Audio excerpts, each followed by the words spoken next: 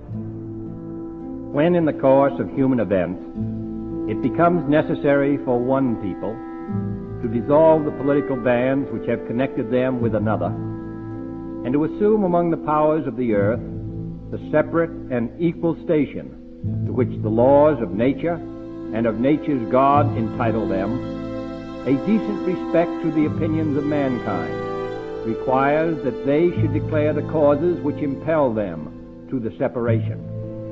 We hold these truths to be self-evident, that all men are created equal, that they are endowed by their Creator with certain unalienable rights, that among these are life, liberty, and the pursuit of happiness, that to secure these rights, governments are instituted among men, deriving their just powers from the consent of the governed, that whenever any form of government becomes destructive of these ends, it is the right of the people to alter or to abolish it, and to institute new government, laying its foundation on such principles and organizing its powers in such form as to them shall seem most likely to affect their safety and happiness. But we must always remember that a free constitution of civil government cannot be purchased at too dear a rate, as there is nothing on this side of Jerusalem of greater importance to mankind.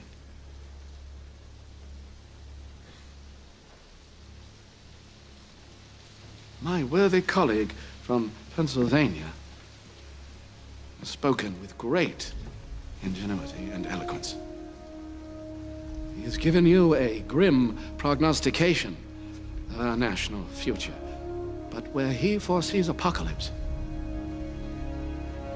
I see hope. I see a new nation ready to take its place in the world.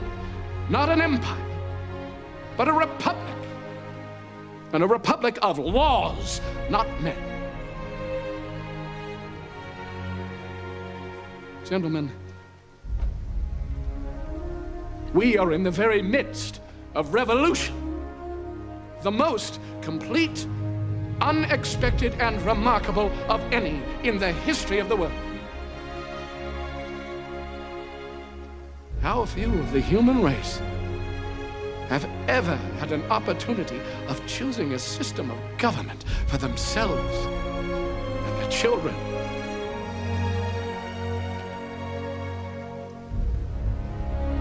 I am not without apprehensions, gentlemen. But the end we have in sight is more than worth all the pain. I believe, sirs, that the hour has come.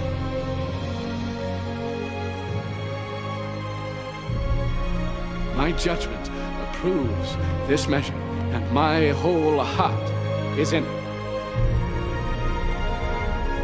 All that I have, all that I am, and all that I hope in this life, I am now ready to stake upon it. While I live, let me have a country.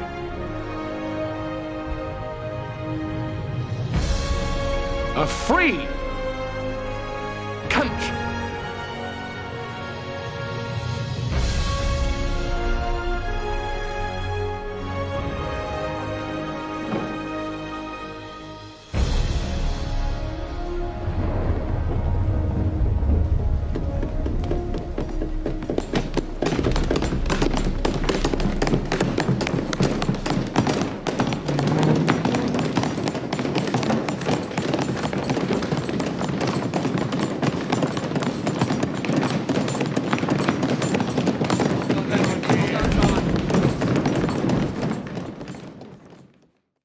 Life so dear, or peace so sweet, as to be purchased at the price of chains and slavery?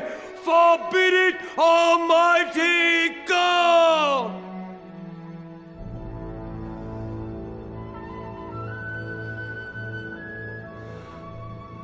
I know not what course others may take.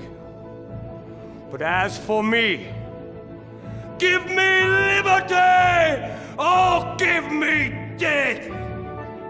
I have a dream that one day this nation will rise up and live out the true meaning of its creed.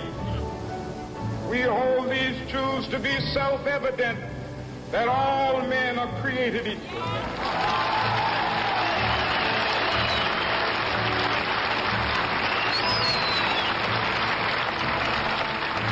I have a dream that one day on the red hills of Georgia, sons of former slaves and the sons of former slave owners will they be able to sit down together at the table of brotherhood. I have a dream.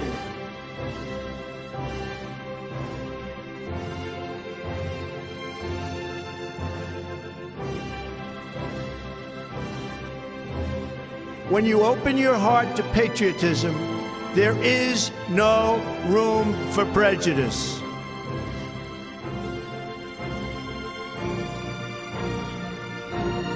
But somewhere I read of the freedom of assembly. Somewhere I read of the freedom of speech. Somewhere I read of the freedom of press. Somewhere I read that the greatness of America is the right to protest far right.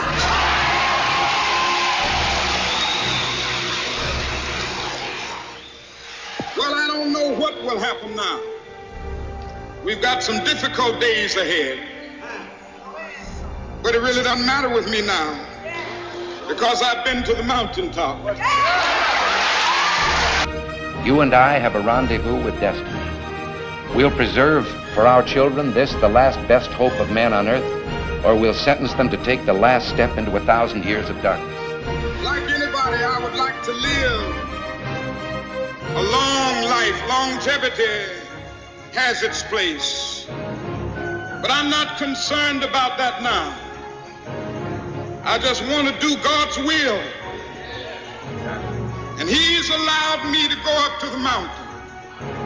And I've looked over and I've seen the promised land.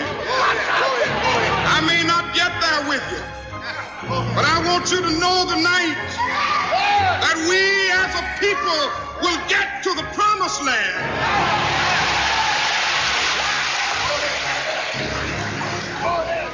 So I'm happy tonight. I'm not worried about anything. I'm not fearing any man. Mine eyes have seen the glory of the coming of the Lord. We are 1776. We are those that were given the mantle and the birthright by George frickin' Washington and Thomas Jefferson. They've taught you to not know who they are, hate them. No, they were renowned around the world.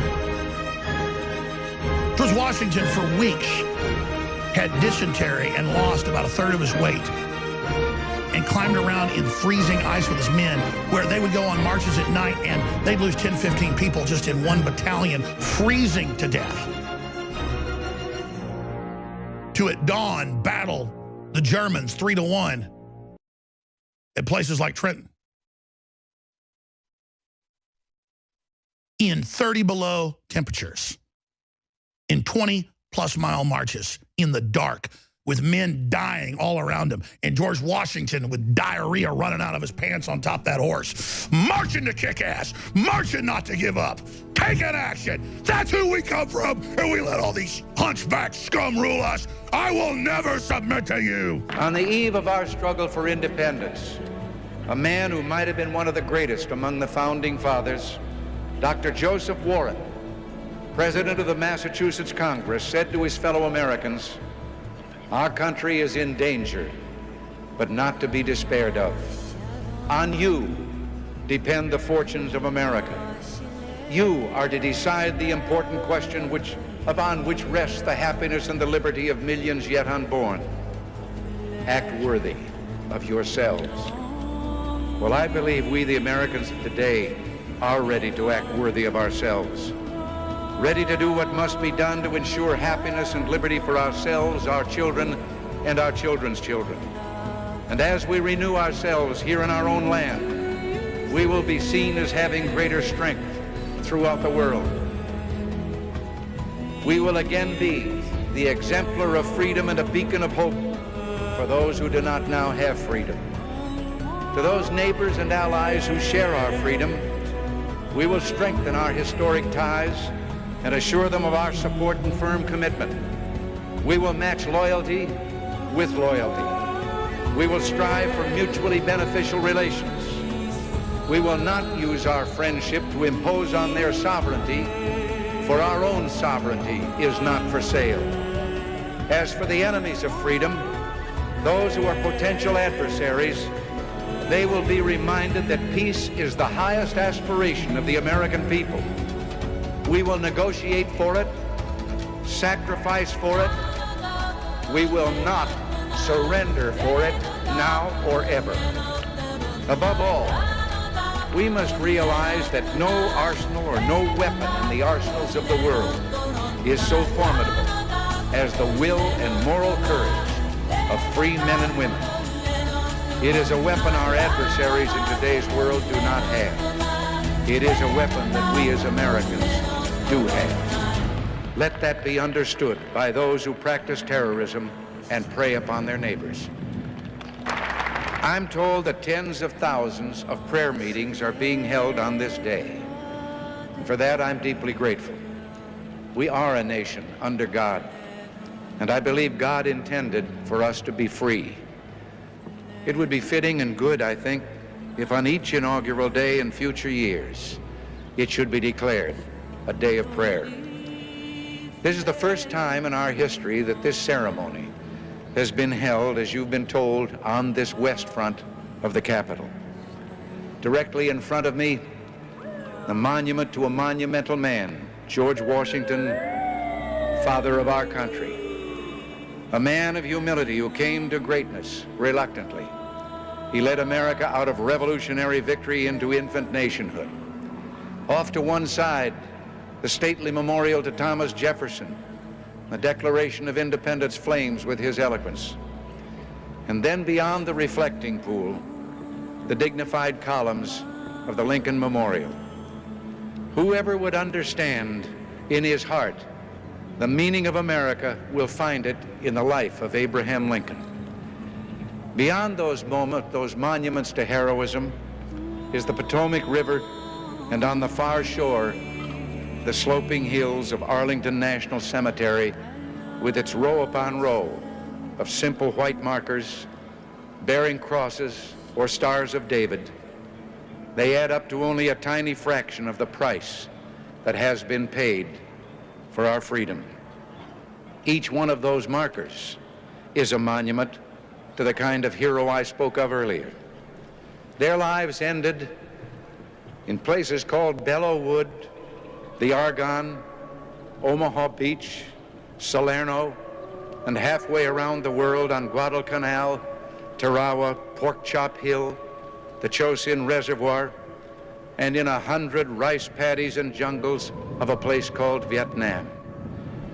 Under one such marker lies a young man, Martin Treptow, who left his job in a small-town barber shop in 1917 to go to France with the famed Rainbow Division. There on the Western Front, he was killed trying to carry a message between battalions under heavy artillery fire. We're told that on his body was found a diary. On the flyleaf, under the heading, "My Pledge," he had written these words: "America must win this war. Therefore I will work, I will save, I will sacrifice, I will endure. I will fight cheerfully and do my utmost as if the issue of the whole struggle depended on me alone." The crisis we're facing today does not require of us the kind of sacrifice that Martin Treptow and so many thousands of others were called upon to make. It does require, however, our best effort, and our willingness to believe in ourselves and to believe in our capacity to perform great deeds, to believe that together, with God's help, we can and will resolve the problems which now confront us. And after all, why shouldn't we believe that? We are Americans. God bless you and thank you.